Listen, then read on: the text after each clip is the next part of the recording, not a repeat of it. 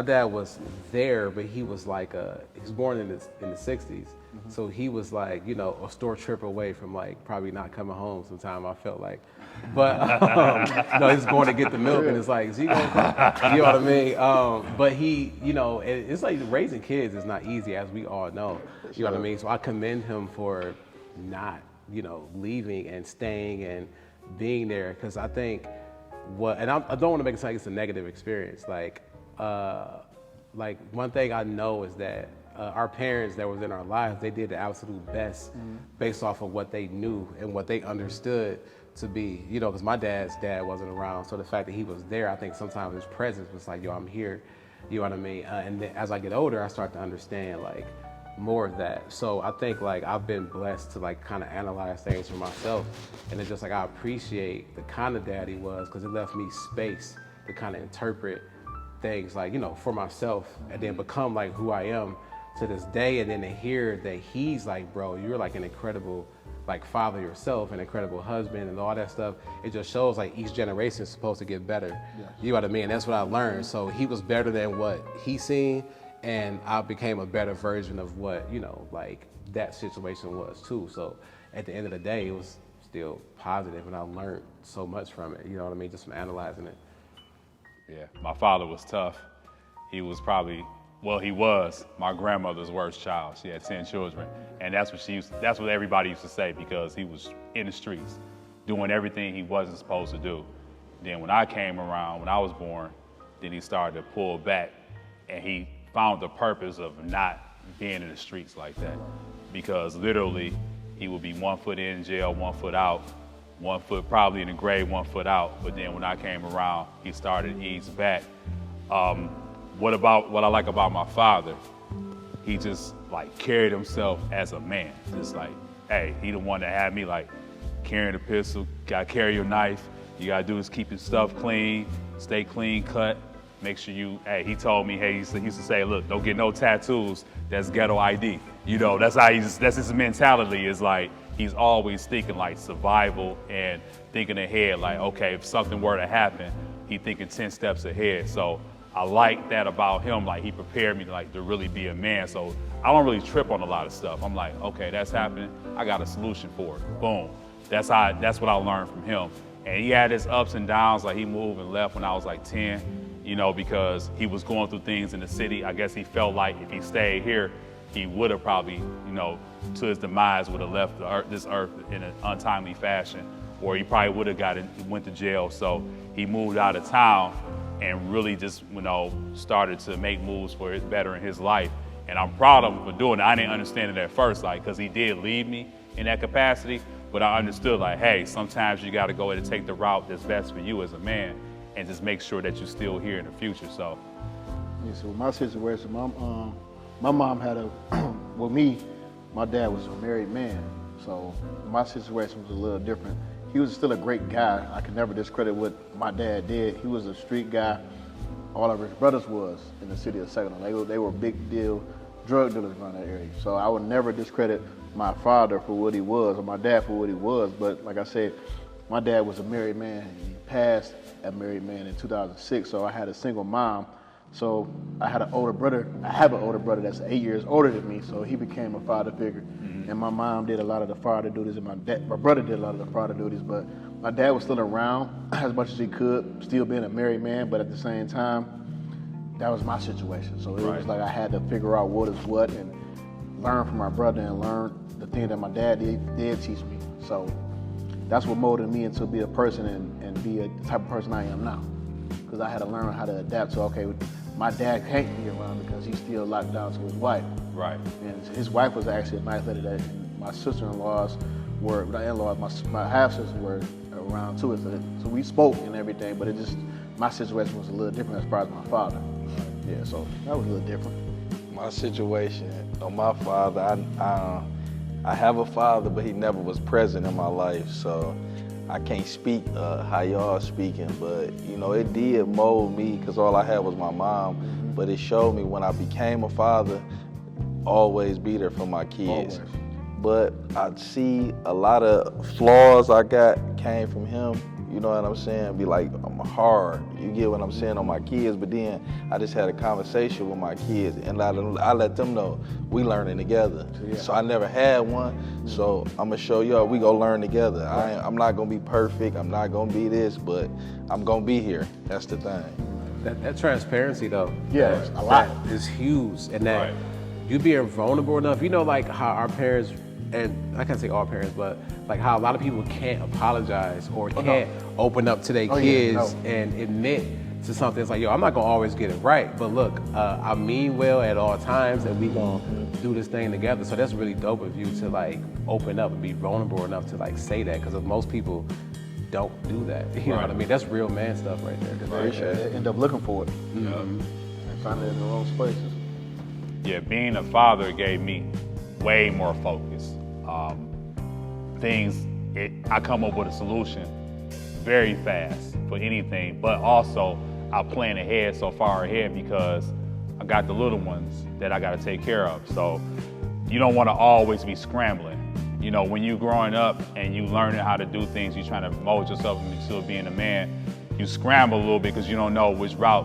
So I went from being like a survivor to being a strategist. So now I got a lot of strategy going on to where I'm ahead of the game. So everything that happens, I'm like, if it's something that unforeseen occur, I'm ready for it. And it's just that it holds down the household to where it's comfort even for my wife and for my daughter, because they know that they got a real life dragon in the house. Like you go back to medieval times. If you had a dragon, you know, you could burn down the other army just like that. They got their army coming. Okay, I got a dragon. What you gonna do about that? I got a superhero already. So what you gonna do about that? And that's just like the proud sense that I do deal with being a father. Just knowing that, hey, daddy got it. Call me first, manhood. If you need anything, pick up the phone, call me first. And then that way, they know that manhood gets it done just like that. Yeah. See, with me being a father, it taught me that I still had a lot of growing up to do because I still was moving, kind of, shaky, like had to figure out situations with me. But now I'm 5 years in with my child and my wife. I'm 5 years with my son. So it's like being a father has become a whole different journey for me because I'm learning. I'm trying to break the cycles that I grew up with and learn how to not be so hard on my son because they think black fathers are supposed to be just so on the kids' ass because it's tough for black kids, black men, period. Right.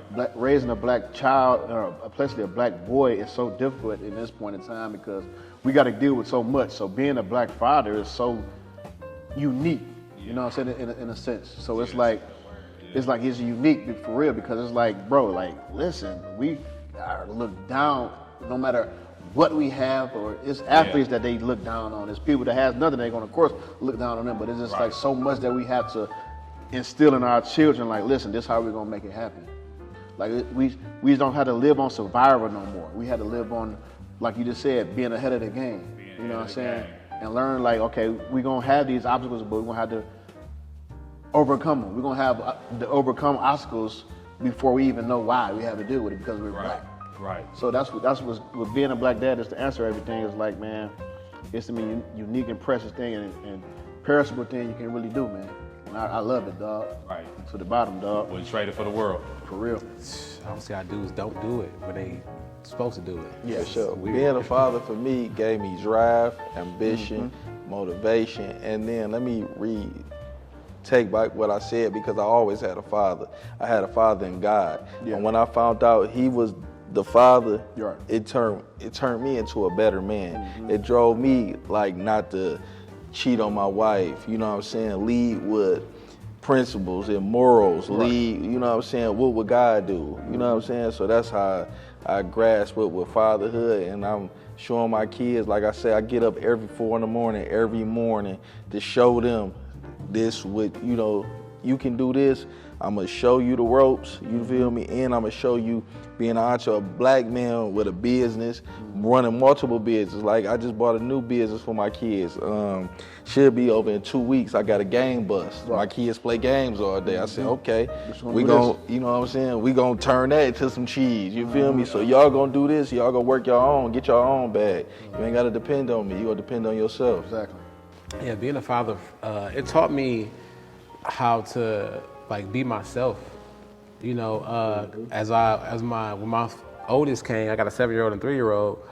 I realized like I'm not like a man's man. You just talk about your dad, like how he was like, you know, carry a pistol and all this, and you know what I mean, which is super dope because I think it's okay for you to be, you know, like who you are. Like it made me realize it's like I'm not this super tough, you know, dude like that, and it just allowed me to embrace like who am I, even to ask that question, like who am I? What are you doing with yourself? Right. Because your kids got to figure that out, and it's like how are you gonna teach it if you don't know who you are? Exactly. So I can't be teaching them all this stuff, and it's like I'm not there. I'm not about to teach my sons how to change oil. I don't change oil.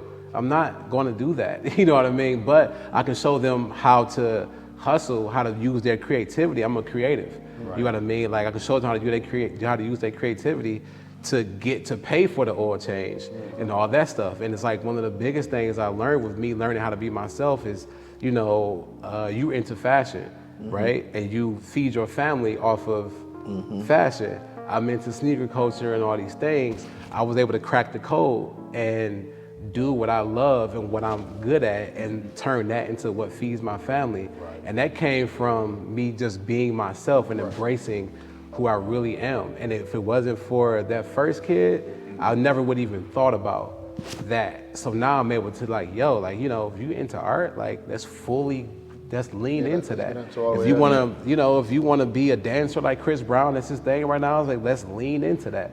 You know what I mean? Let's be the best version of yourself that you can be, but you gotta figure out who yourself is before you can do that. And it's like, that's the biggest lesson I learned. That kind of trickled down to literally everything that I do. And then it rolls off of my wife. My wife is now like, she questioned herself, like, who am I? Like, what do I want to do with myself? I don't want to work at the casino forever. You know what I mean? Like, and she was able to crack her code too. And now that creates, you take a step back, take a step forward, but that creates like this sense of peace and happiness in the long run. So now they see me like waking up 4 or 5 in the morning going to do something that I absolutely adore. It ain't easy, but at the same time, it's like, I can't see myself doing nothing else. I can't believe I was doing other stuff and not being me this whole time. So that's what it taught me. It's like how to be myself and then let that translate into everything else.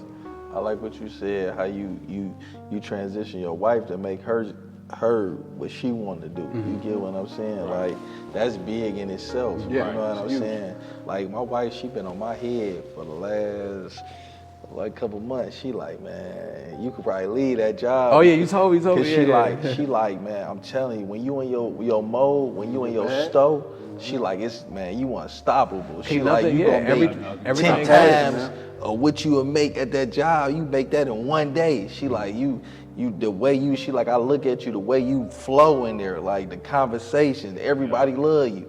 I'm like, man, so you gotta pay attention to the wife. Yeah, because they watch it. They look at everything. They analyze everything. They want to see the best of you. And when they getting the best out of you, they gonna get the best out of you to be the perfect man for that family. Yeah, just more so like the one thing is when I took control over my life, I noticed my whole family life became better as well.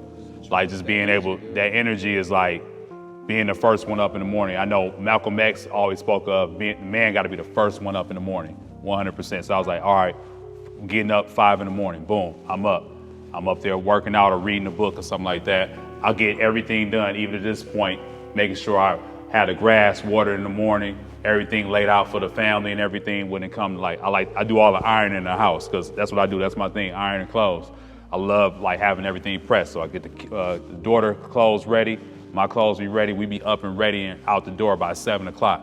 So that's like having that control over your life and knowing that, hey, I take control over everything I'm gonna do for the whole day. I got everything maxed out. I set the tone because now the whole family vibe off their energy. And I can tell you this, if y'all come over my house, you get an aura of peace in there. There's no, nothing going, no transgressions, anything. Yep. You feel good coming over there. It's people that come over my house and go to sleep because they feel comfort and peace there, because that's the tone that I set as being a man and a husband and a father. And that's very important. Now my wife feel peaceful.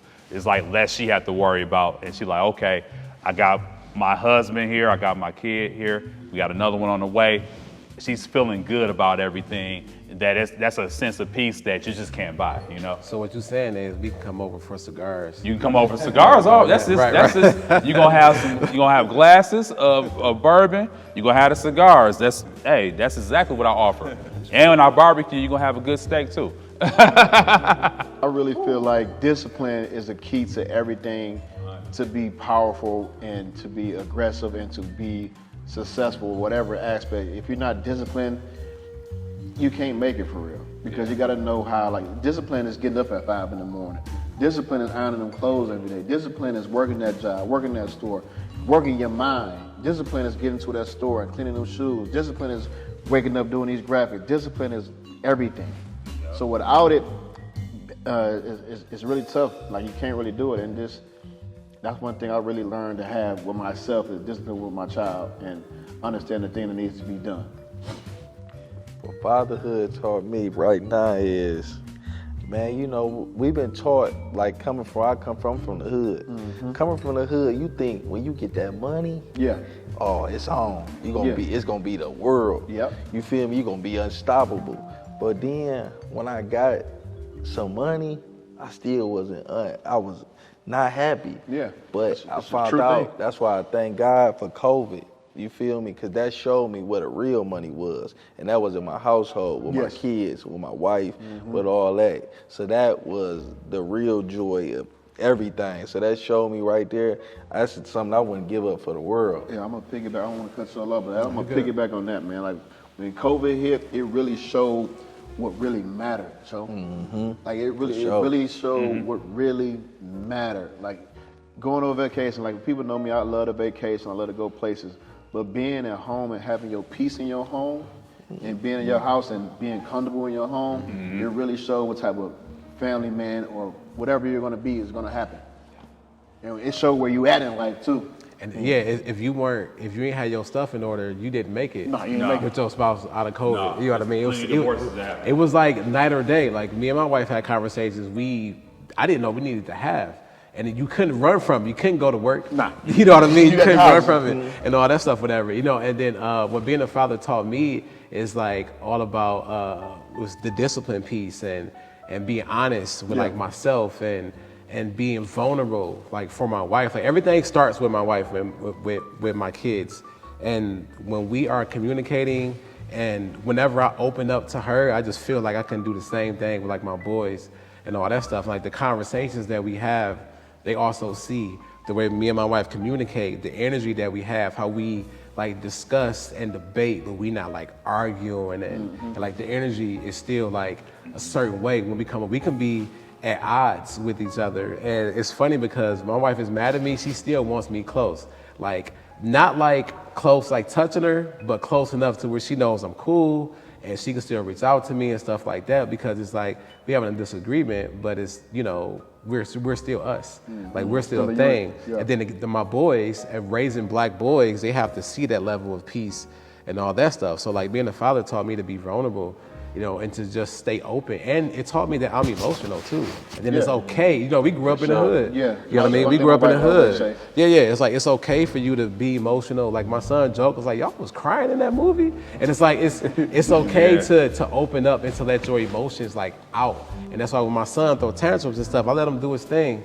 And then it's like, all right, bro, are you done? Like, not in a negative way, like, are you cool? Now let's talk about what just happened. Yeah. You know, and being a dad My wife big taught on that. me. Yeah, Don't taught be me that. emotionless. That exactly, because she would tell me, like, bro, like, I remember when I first started doing deals and stuff, I was doing, this is how I met Dude. I was doing some marketing stuff with Villa. And I was doing my art sneaker shows too. And Villa was like, we're gonna give you $500 to sponsor your show.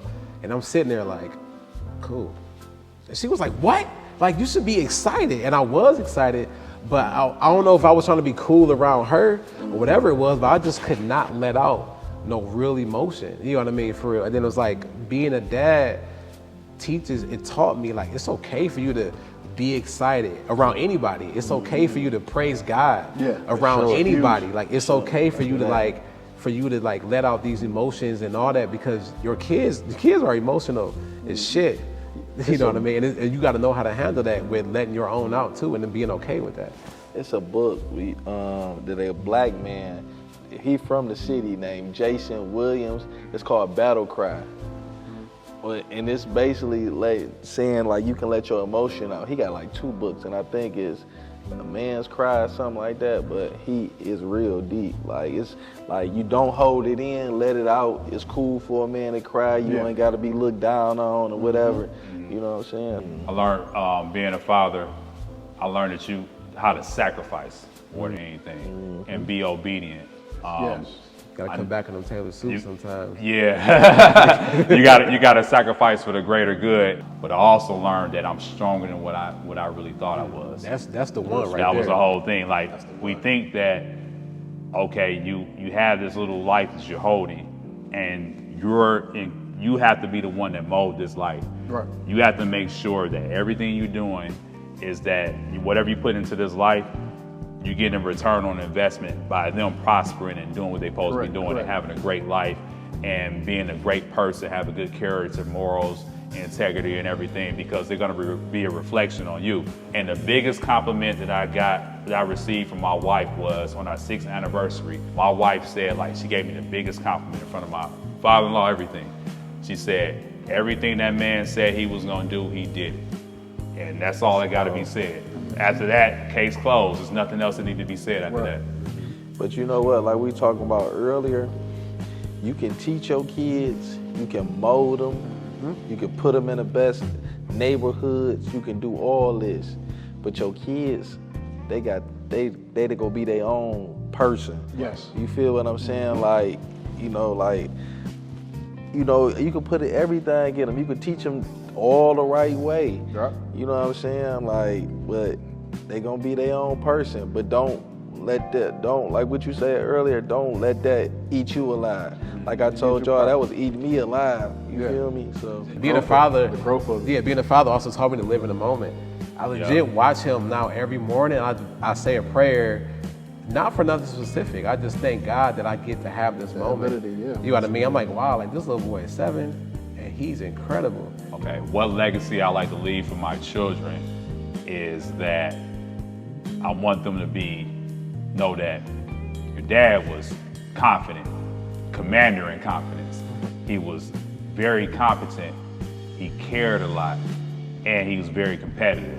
If my kids can go ahead and take on those same mantras that I live by, having that integrity, having that good character, caring about the name, caring about yourself and how you're able to give and how you perceive, then that's the legacy I want to live. It's not all about the money. Yeah, the money comes with the results you put in, but I want them to go ahead and understand that you're gonna have to put some type of work in for wherever you want. If it's valuable to you, you're gonna have to put some work in. And I want them to have that integrity and that uncompromising character, that the standard of excellence in our household is what we're starting and what we're leading as a legacy for my household, because whatever I do, I'm gonna be first generational in everything that I do. So whatever I'm starting, we laying the foundation that they build upon and to say, hey, my dad went on and did everything he did possible to make sure that we could carry on and continue on it. And if they appreciate that and they build upon it, hey man, I ain't got nothing to say after that, you know? Yeah. My legacy would be simple and plain: hustle. Hustle, man. It's in all areas, aspects of it. Right. Hustle. In a nutshell, that's like, to piggyback what you said, the integrity, the doing the right thing when anybody looking. You paying attention to what's going on. You grinding, because you had to grind. You got to appreciate what you have. You got to learn to apply. The application is big. Like people always say, we read the Bible, but if you're not applying what you're learning in that Bible, Yeah. you just reading it. You're reading it. That's it. So application of doing what the hard work that you have put in, applying that work to your whatever you're doing. Right. So that's really going to be a lot of my legacy I have to give to my child, and the roots that I planted in him, and the Right. seeds I planted in him, and then I let him see them blossom and let it grow up. Yep. Let it grow, man. Yep. That's it. That's key. That's what's key to me, honestly. Absolutely. my legacy is follow your dreams Yeah, and do what you love. that's it. Because, you know what I'm saying, people told me when I was selling clothes out the trunk, it wasn't possible. I was gonna be doing that. The doubt. But you feel me? But Yeah. just do what you love. Now I can do it. I can go in there and don't get paid. You feel me? And still love it. So do what you love. See, that's a key too, man. When you do what you love, what you Yeah. truly love, everything else follows suit. Yep. Because if you're doing what you love, you're not paying attention to all the work that you have to put in Right. to get paid. Because Right. everybody wants to focus on the dollar, but if you're not focusing on what you love, you're not gonna get paid. But if you focus on what you love, you're gonna get paid at regardless. Exactly. Right. Yeah. And then so It's a simple factor. Yeah, people got the notion of like, oh, when you do what you love, it don't feel like work. Sometimes it feels like work. But Right. when you in that zone of what you love, You though, gotta pass you none push of through that. it. You're going. Yeah, you push through it. You know what I mean? You do your thing. So the legacy I want to leave with my kids is something similar. It's like, don't let that child in you die. Like, be your most creative self. Yes. And create the world and the life you want for yourself. That's the You know way what to I work. mean? That's the way now. And Yeah. that's what I've been doing this whole time. Like, all the stuff that I wanted to do that's been in my head, if it's good and I put thought into it, Yeah. I learned how to put the application piece into it too. It's like, oh, I like cleaning sneakers and this, like, you know, and then it's like, okay, it's turning into a thing. I like curating art exhibits and I do that stuff too. And it's other things like, you know, that I've been able to manifest and to do just because I had the balls to believe in myself and to do it and use my imagination to create what I wanted to create and not being scared to fail at creating said thing. You know what I mean? Like, you open up a store, it could have not worked. Yeah. Sure. But it's like, you gotta live with the fact that it might not work. You could have not ever wrote a mortgage ever, but you in that boy with your mentality, that's never gonna happen. I've been blessed to stay my most creative self, and it's like, yeah, I get up and do it, and I do my part. That's why I feel like I do my part to help carry out God's vision for me. That's real. You know, and I want my kids to, that's my answer. I want my kids, I want my legacy to be like, I want them to do their part to carry out whatever God's vision is for them. That was You know what I cold. mean? That's Because Yeah. that's what we all have done. And that's like what we're that. I doing, like you that. know, consistently. I like that too. That's gonna be the premise. Boom, for all of us right there. Boom. That's a good rewind. Yeah, that's gonna be the premise. You laid it down right there, boy. Fatherhood means everything. I gotta mimic that. Fatherhood means everything to me. Yeah, I don't even know. I can't even box it. everything, You man. know? And there's no limit to it because it's going to be a forever growing thing and a betterment of a mankind because so many families lack fathers. You know what I'm saying? You can have a dad, you can have a sperm donor, however you want to call it, but if you got a father that really wants to lay the track down for you, it's only up from there, man. So it's the world. It's the world. But one thing is, we'll lay our life down for our kids Oh, if all something day. was to happen. All But day. will we live for them too? And that's the thing. Will we go ahead and go the hardest we need to be and to be the best version of ourselves for our kids?